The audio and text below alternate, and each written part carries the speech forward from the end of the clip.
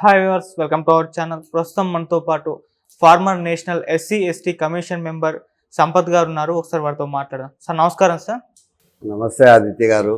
మీకు సార్ మీ ఛానల్కి వీక్షకులకి సంక్రాంతి శుభాకాంక్షలు. Thank you sir, and same to you also. Sir రీసెంట్గా మన ఆంధ్రప్రదేశ్లో జరిగిన ఇష్యూస్ సార్, కుల ధృవీకరణ పత్రం పైన జగన్మోహన్ రెడ్డి గారు నవరత్నాల లోగోని అలాగే తన ఫోటోని ముద్రించిన ఇష్యూ అయితే ఒకటి జరిగింది. సో ఇప్పుడు దాని గురించి ఏం చెప్తారు? అసలు కుల ధృవీకరణ పత్రం పైన అలా తన ఫోటోని ఈ నవరత్నాలను ప్రింట్ చేయడం వెనుక జగన్ గారి ఉద్దేశం ఏంటి అసలు?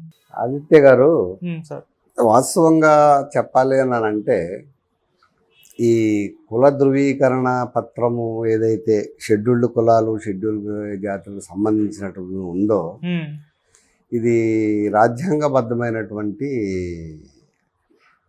అంశం. ఇది రాజ్యాంగంలో అంబేద్కర్ రాసేటప్పుడే షెడ్యూల్ కులాల వాళ్ళకి వాళ్ళ యొక్క జనాభా ప్రాతిపదిక మీద రాజకీయంగా వాళ్ళకి ఏ విధంగా ఎదుగుదల కావాలి అనేటువంటి ఉద్దేశంతో వాళ్ళ సమస్యలని చట్టసభల్లో మాట్లాడుకునే దానికోసంగా పెట్టినటువంటి ఆర్టికల్.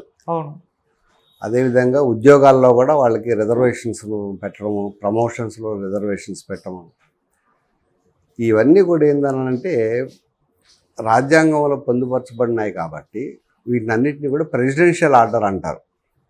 1950 ఈ ప్రెసిడెన్షియల్ ఆర్డర్లో ఈ కుల ధృవీకరణ పత్రము ఏ విధంగా ఉండాలి, కుల ధృవీకరణ పత్రానికి కావాల్సినటువంటి సర్టిఫికేషన్స్, ఎంక్వైరీస్ ఏ విధంగా జరగాలి, కొంతమంది ఫేక్ సర్టిఫికేట్లు కూడా పెడతా ఉంటాం. సో వాటిని ఏ విధంగా స్క్రూటినీ చేయాలి అనేటువంటి అన్నీ కూడా కేంద్ర హోంశాఖ మంత్రిత్వ శాఖ దానికి కొన్ని గైడ్లైన్స్ ఇచ్చినాయి.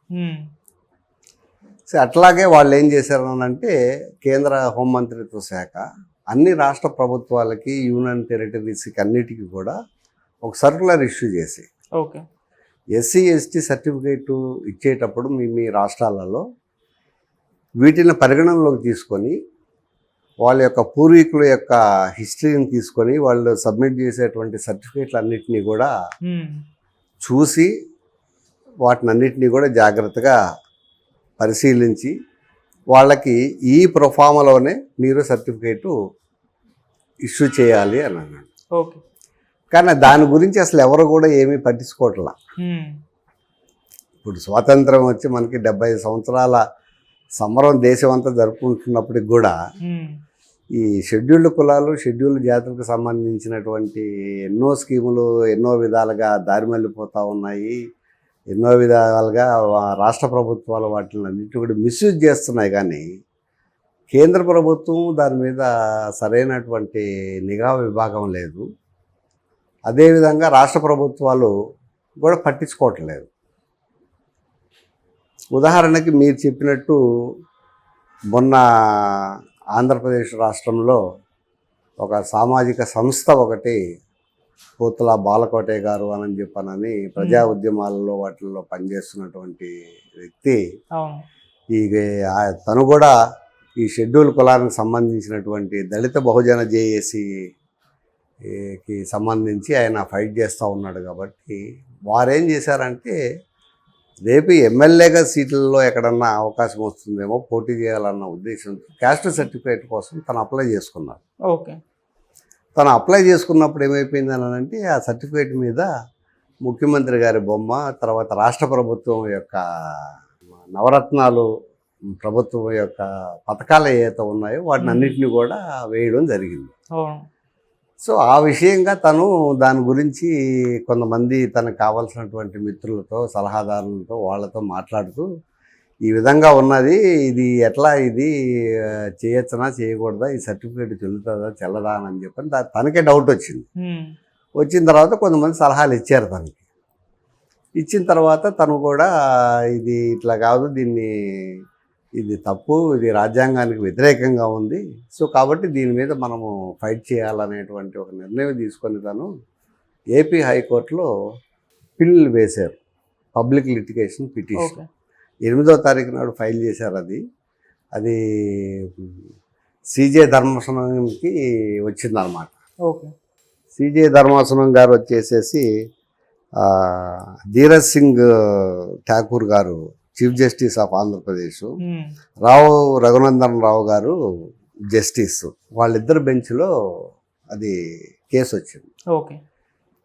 దాంట్లో వాళ్ళు మీకు అభ్యంతరం ఏమిటి ఈ విధంగా వేసిన దానికి అని చెప్పని అడిగారు. అన్నప్పుడు అడ్వకేట్స్ ఎవరైతే వైవి రమణ గారు అని చెప్పి సీనియర్ అడ్వకేట్ గారు ఉన్నారు, ఆయన తర్వాత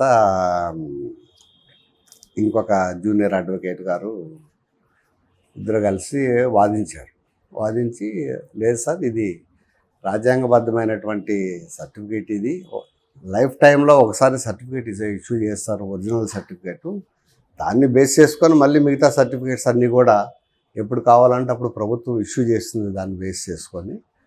సో దీనికి సంబంధించి కేంద్ర ప్రభుత్వం గైడ్లైన్స్ ఉన్నాయి, రాష్ట్ర ప్రభుత్వం కూడా గైడ్లైన్స్ ఉన్నాయి. దీనికి 1993లో ఆంధ్రప్రదేశ్ రాష్ట్ర ప్రభుత్వము కొన్ని గైడ్లైన్స్, ఒక చట్టాన్ని చేసింది. దానికి రూల్స్ 97లో రూల్స్ కూడా ఫ్రేమ్ చేసింది. సో దాని ప్రకారం దాంట్లో ఒక ప్రొఫార్మా ఇచ్చారు. అదే ప్రొఫార్మా అదే ఫార్మాట్లో ఉండాలి తప్పితే దాని మీద ప్రభుత్వానికి సంబంధించినటువంటి ఇటువంటి యొక్క ఇవన్నీ కూడా ఉండకూడదు అని చెప్పారు. ఓకే.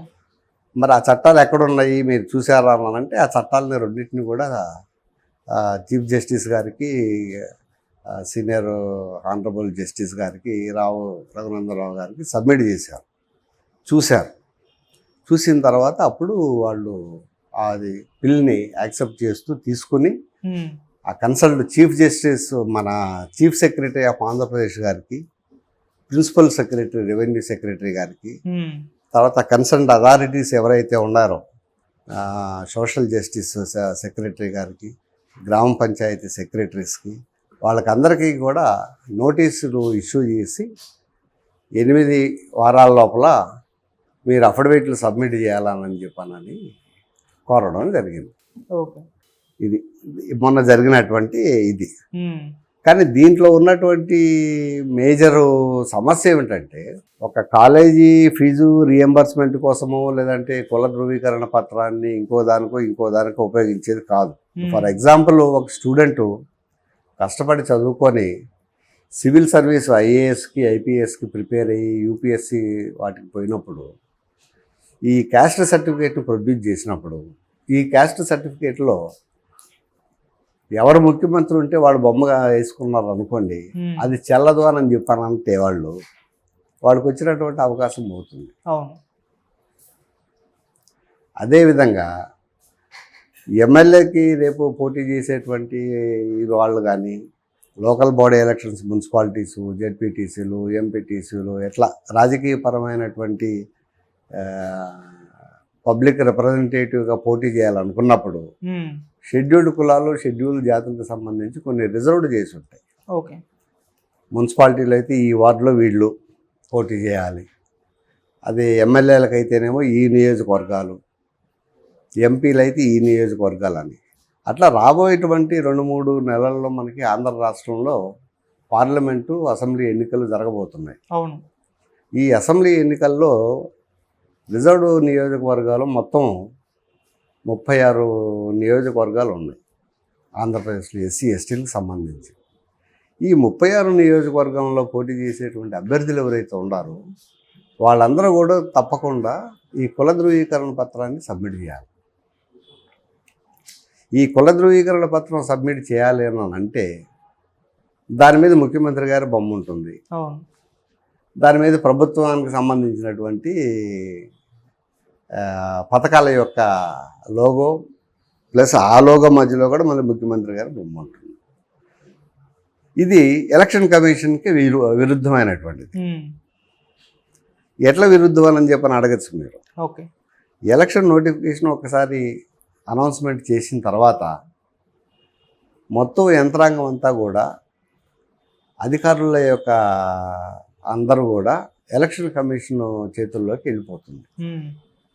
సో వాళ్ళు ఏమిటనంటే ఎలక్షన్ కమిషన్ ఇచ్చేటువంటి గైడ్లైన్స్ ప్రకారమే వాళ్ళు పనిచేయాల్సి వస్తుంది. బూత్ లెవెల్లో నుంచి కానీ, మండల్ లెవెల్లో నుంచి కానీ కాన్స్టిట్యున్సీ లెవెల్స్లో కానీ ఉన్నటువంటి ఎలక్షన్ ఆఫీసర్స్ ఎవరైతే ఉంటారో వాళ్ళందరూ కూడా కేంద్ర ప్రభుత్వము ఎలక్షన్ కమిషన్ యొక్క ఆధీనంలో పనిచేయాల్సి వస్తుంది. ఓకే. ఆ స్క్రూటినీ ఆఫీసరు మన రాష్ట్రం వాళ్ళు కాకుండా వేరే వాళ్ళు ఎవరన్నా ఉన్నారు అనుకోండి, వాళ్ళు ఇది చెల్లదు అని అంటే ఆ ఎమ్మెల్యేగా పోటీ చేసే అభ్యర్థి యొక్క అభ్యర్థిత్వం కూడా అందరూ పోగొట్టుకోవాల్సి వస్తుంది. ఒకళ్ళు కాదు, ఎందుకంటే ఆ రాష్ట్రంలో ఇచ్చేటువంటి సర్టిఫికేటే, ప్రతి సర్టిఫికేట్ మీద బొమ్మ ఉంటుంది. అదేవిధంగా ఎలక్షన్ కమిషన్ నోటిఫికేషన్ ఇష్యూ చేసిన తర్వాత రాజకీయ నాయకుల యొక్క బొమ్మలు ఎక్కడైతే ఉంటాయో, విగ్రహాలు ఎక్కడైతే ఉంటాయో వాటన్నిటి మీద కూడా వాళ్ళు కవరింగ్ చేసేస్తారు, అది కనిపించకుండా. ఇప్పుడు సపోజు ఎన్టీ రామారావు గారి బొమ్మ ఒక కోడల్లో ఉందనుకోండి, మొహానికి ఒక తొడుగులాగా వేసేస్తాం. అదేవిధంగా మీకు నెహ్రూ గారి బొమ్మ ఉన్నా, ఇందిరాగాంధీ గారి బొమ్మ ఉన్నా, వైఎస్ రాజశేఖర రెడ్డి గారి బొమ్మ ఉన్నా, ఇవన్నీ కూడా మనం గమనిస్తూ ఉంటాం. రోడ్ల మీద పోతూ ఉంటే విగ్రహాలకు అన్నిటికి కూడా మొహానికి తొడుగులు వేసేసి ఉంటాయి. తెలియని వాళ్ళు ఏమనుకుంటారంటే ఎందుకు వేసినారు తొడుగులు అని చెప్పని అనుకుంటారు. కానీ అవి ఏంటన్నానంటే ఆ విగ్రహాలు చూసినప్పుడు ఆ పార్టీకి ఇన్ఫ్లుయెన్స్ అవుతారు ప్రజలు అనేటువంటి ఉద్దేశంతో ఇన్ఫ్లుయెన్స్ కాకుండా ఉండేదానికోసంగా ఎక్కడైనా ఫ్లెక్సీస్ పెట్టినా కానీ, పబ్లిసిటీ చేసినా కానీ వాటినన్నింటినీ కూడా ఆ కన్సర్న్ మున్సిపల్ అథారిటీసు వాటినన్నింటినీ కూడా చించేసి తీసుకొని వెళ్ళిపోతూ ఉంటారు. మరి ఈ సర్టిఫికేట్ మీద స్వయంగా ముఖ్యమంత్రి ఒక పార్టీ యొక్క ప్రచారానికి ఉపయోగించుకునేదానికి ఈ సర్టిఫికేట్ని ఈ విధంగా ఉపయోగించుకోవడము మరి ఎలక్షన్ కమిషన్ యాక్సెప్ట్ చేస్తుందా? ఒకవేళ నిజంగా సర్టిఫికేట్ కానీ చించేశారు అనుకోండి, ఆ క్యాండిడేట్కి ఆధారం ఏముంటుంది? షెడ్యూల్డ్ క్యాస్ట్ అని చెప్పానని. ఇది ఒక మేజర్ పాయింట్, రాబోయేటువంటి 2 నెలల్లో జరిగేటువంటి మేజర్ సమస్య. దీని మీద అన్ని రాజకీయ పార్టీలు కూడా దృష్టి సారించి ఇప్పుడు బాలకోటయ్య గారు వేసినటువంటి పిటిషన్లో మిగతా పొలిటికల్ పార్టీలు కూడా ఇంప్లీడ్ అయ్యి ఇమీడియట్గా దాన్ని ఆ సర్టిఫికేట్ మీద ఉండేటువంటి ముద్రలన్నింటినీ కూడా తొలగించాలనేటువంటిది మేజర్గా చేయాల్సినటువంటి విషయం ఉంటుంది. ఓకే. తర్వాత ఇంకోటి నేను గమనించింది కూడా ఏంటంటే 2 రోజుల క్రితము చీఫ్ ఎలక్షన్ కమిషన్ మొత్తం కూడా ఢిల్లీ నుంచి ఆంధ్ర రాష్ట్రానికి వచ్చింది. ఆంధ్ర రాష్ట్రంలో దొంగోట్లు ఎంట్రీ చేశారు, మొత్తం ఇదైపోయినాయి అనే దాని మీద ఎంక్వైరీగా 3 రోజులు వచ్చి వాళ్ళంతా కూడా స్క్రూటినీ చేసిపోయారు. వాళ్ళు వచ్చినప్పుడే ఈ ఇష్యూ జరిగింది. వాళ్ళు వచ్చిన రోజునే కోర్టులో కూడా ఈ ఆర్డర్ ఇవ్వడం జరిగింది. Election commission also is a constitutional body. వాళ్ళు కూడా సుమోటోగా కూడా కేసు తీసుకోవచ్చు. ఈ వార్తలన్నీ కూడా టీవీల్లో, పేపర్లో, అన్నిట్లో, ఛానల్లో వచ్చినాయి కాబట్టి ఎలక్షన్ కమిషన్ ఎందుకు దీని మీద దృష్టి పెట్టలేదు అనేటువంటిది నా యొక్క పాయింట్. వాళ్ళు ఎలక్షన్ కమిషనే ఇమీడియట్గా అప్పటికప్పుడే వాళ్ళ ఎదురుగా చీఫ్ సెక్రటరీని, సెక్రటరీస్ని, ఐఏఎస్ ఆఫీసర్లు అందరినీ పిలిపించి మీటింగ్ పెట్టినప్పుడు మరి కోర్టులో ఈ విధంగా ఆర్డర్ ఇచ్చింది కదా, మరి ఎందుకు మీరు ఇది చేస్తున్నారు, ఇమీడియట్గా దీన్ని తీసేయాలని చెప్పి ఎందుకు డైరెక్షన్ ఇవ్వలేదు ఎలక్షన్ కమిషన్ అనేటువంటిది అదొక క్వశ్చన్ వస్తుంది. సో దాని మీద కూడా కొన్ని ఎన్జిఓ సంఘాలు కూడా చీఫ్ ఎలక్షన్ కమిషన్ కూడా కొన్ని పిటిషన్స్ పెడతామో అని చెప్పానని అప్లై చేస్తున్నట్టుగా నా దృష్టికి కూడా వచ్చింది. సో ఇది రాజ్యాంగ విరుద్ధమైంది కాబట్టి ఇది తప్పకుండా ఇది కోర్టులో ఉన్న అంశం కాబట్టి ఇంక అంతకుమించి మనం దీని గురించి ఎక్కువగా మనం మాట్లాడలేము. కోర్టు ఎటువంటి డైరెక్షన్ ఇస్తుంది అనేది మనం వేచి చూడాల్సినటువంటి అవసరం ఉంది. పైగా ఏమిటంటే హైకోర్టు అనేది ఒక రాజ్యాంగానికి సంబంధించినటువంటి కేసెస్ని ఎక్కువ చూస్తూ ఉంటుంది.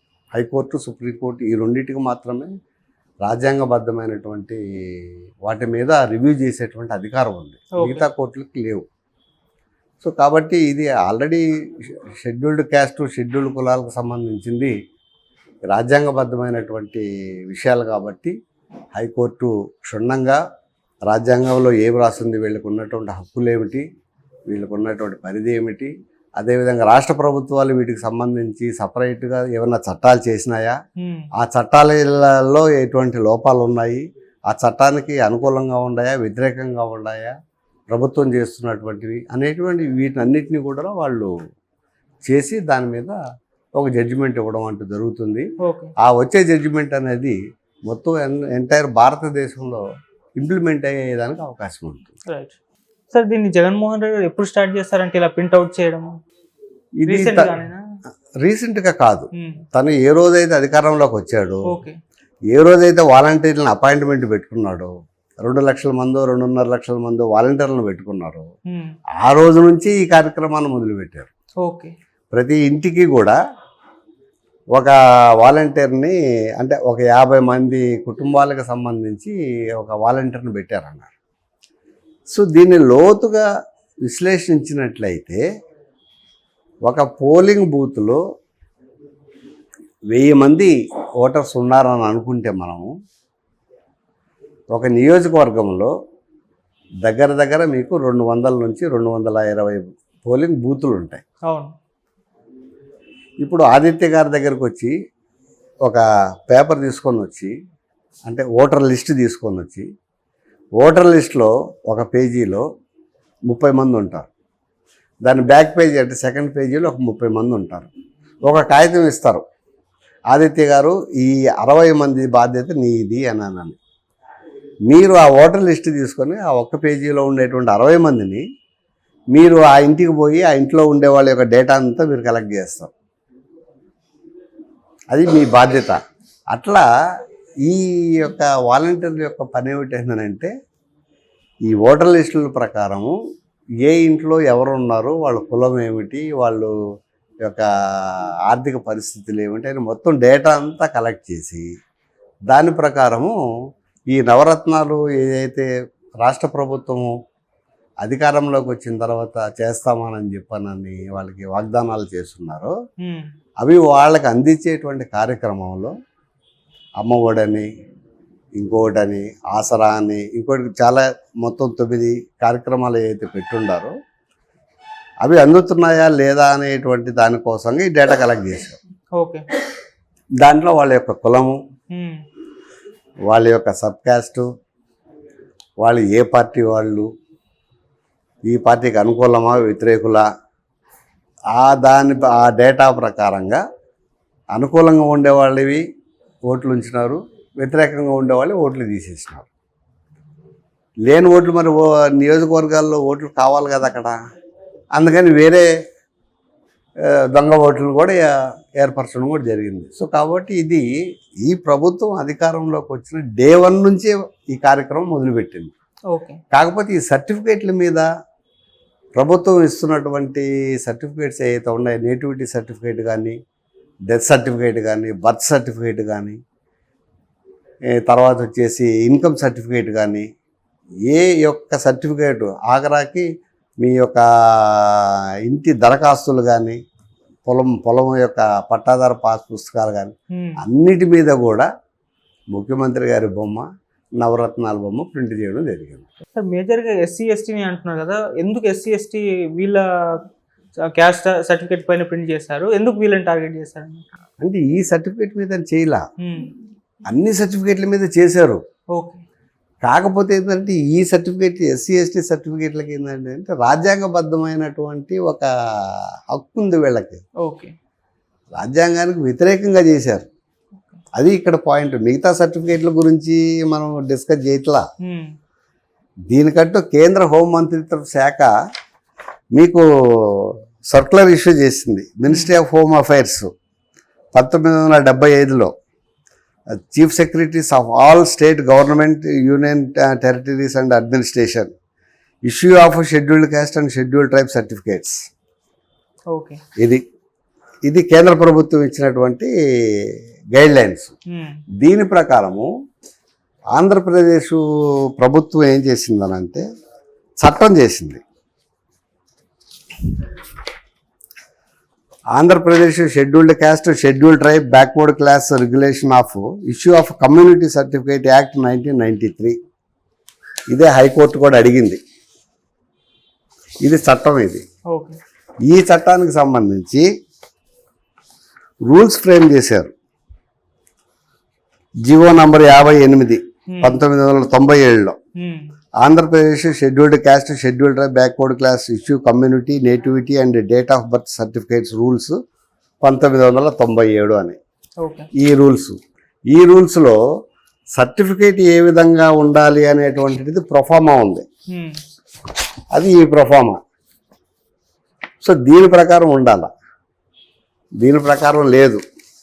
మరి ఇప్పుడు మీకు అభ్యంతరం ఏంటి అని చెప్పి నన్ను అడగచ్చు మీరు.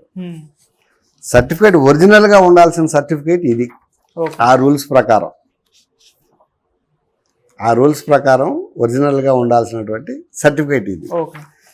ఇప్పుడు ఇస్తున్నటువంటి సర్టిఫికేటు ఆంధ్రప్రదేశ్ ప్రభుత్వము గ్రామ వార్డు సచివాలయ శాఖ, ఇది ఇప్పుడు ఉన్నటువంటి సర్టిఫికేట్. ఈ సర్టిఫికేట్లో ఇక్కడ రాష్ట్ర ప్రభుత్వం యొక్క ముద్ర ఉంటుంది, ఇక్కడేమో నవరత్నాల ముద్ర ఉంది, సర్టిఫికేట్ మధ్యలో మళ్ళీ ముఖ్యమంత్రి గారి ముద్ర ఉంది. మరి రేపు ఇది ఈ సర్టిఫికేట్, క్యాస్ట్ సర్టిఫికేట్ని రెవెన్యూ డిపార్ట్మెంటు ఇష్యూ చేసింది. ఈ సర్టిఫికేటు పోతుల బాలకోటయ్య గారి సర్టిఫికేటే ఇది. ఆయన సర్టిఫికేట్ని ఆయనే చూసుకొని ఆశ్చర్యపోయి దీని మీద కోర్టుకు వెళ్ళారు. మరి ఈ సర్టిఫికేట్ తీసుకుపోయి సబ్మిట్ చేసినప్పుడు ఈ బొమ్మలు తీసేయాలి కదా. మరి ఈ బొమ్మలు ఉంటే ఆటోమేటిక్గా ఎస్సీ ఎస్టీలకి రాష్ట్ర ప్రభుత్వం ఇస్తున్నటువంటి పథకాలన్నిటి కూడా వీళ్ళు క్యారీ చేస్తున్నట్టు, వీళ్ళు ఆ పార్టీని ఎంకరేజ్ చేసినట్టు అవుతుంది కదా. ఎలక్షన్ కమిషన్ రూల్స్ ప్రకారం ఇది అగెనిస్ట్ కదా, చట్టానికి వ్యతిరేకం కదా, రాజ్యాంగానికి వ్యతిరేకం కదా. ఇప్పుడు దాని మీద జరుగుతున్నటువంటి ఇష్యూ. సర్టిఫికేట్ అనేది నార్మల్గా కేంద్ర ప్రభుత్వము ఈ విధంగా ఉండాలంట. ఉంటే కేంద్ర ప్రభుత్వం యొక్క ముద్ర ఉండాలి, ఆ రాష్ట్ర ప్రభుత్వం యొక్క ప్రభుత్వం ముద్ర ఉండాలి. అంతే తప్పితే వేరే వాళ్ళ ముద్రలు ఉండకూడదు వీటి మీద. ఇప్పుడు ఎలక్షన్ కోడ్ అమలు కాక ముందే ఇది సార్ట్ అవుట్ అవ్వాలి, ఖచ్చితంగా అవ్వాలి. ఎలక్షన్ కోడ్ అమలు అప్పటి వరకు కూడా సార్ట్ అవుట్ కాకపోతే ఎటువంటి ప్రాబ్లమ్స్ ఉంటాయంటారు? అది కోర్టు డిసైడ్ చేస్తుంది. ఇప్పుడు ఎందుకంటే కోర్టు దృష్టికి పోయింది కాబట్టి 8 వారాలు నోటీస్ ఇచ్చింది. మనకి ఎలక్షన్ కోడ్ ఎప్పుడు వస్తుందో మనకు తెలియదు. నార్మల్గా అయితే ఏప్రిల్ మాసంలో ఎలక్షన్లు జరగాలి. అంటే ఇది జనవరి మాసమే, అంటే ఇంకా 3 నెలలు ఉంది. ఇప్పుడు కోర్టు 8 వారాలు అన్నారు, అంటే 2 నెలలు టైం ఇచ్చింది. కాబట్టి 8 వారాల లోపల కంపల్సరీగా రాష్ట్ర ప్రభుత్వం సైడ్ నుంచి వాళ్ళు అఫిడవిట్లు సబ్మిట్ చేయాలి. దానికి సంబంధించినటువంటి డైరెక్షను కోర్టు వాళ్ళు పరిశీలించిన తర్వాత ఆనరబుల్ హైకోర్టు వారు ఎటువంటి డైరెక్షన్ ఇస్తారో దాని ప్రకారంగా ఈ రాబోయేటువంటి ఎన్నికల్లో ఈ సర్టిఫికేట్ని ఏ విధంగా చేస్తారనేది మనం చూడాలి. Okay sir, thank you so much sir. Thank you.